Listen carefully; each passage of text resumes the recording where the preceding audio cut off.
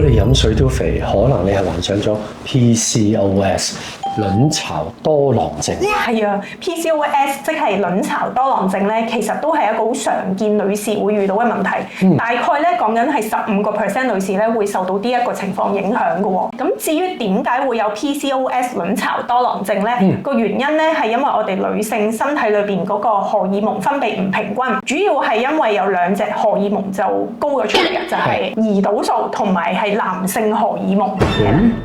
冇錯，咁點樣男性荷爾蒙影響都會有卵巢多囊症咧？主要係因為男性荷爾蒙會令到我哋女性個卵泡咧不能夠成熟，卵泡不能夠成熟咧就不能夠排卵啦，排卵唔規律嘅時候就會令到月經都唔準同埋嚟得好少嘅。咁另外男性荷爾蒙都會令到女仔嘅身體咧可能會容易多毛髮啦，嚇。咁另外胰島素高嘅情況咧，亦都會增加咗我哋身體嘅胰島素嘅抗阻性，咁從而咧令到有卵巢多囊症嘅女仔咧會易啲肥啦，咁亦都容易啲會有三高，即係高血脂、高血壓同埋糖尿病。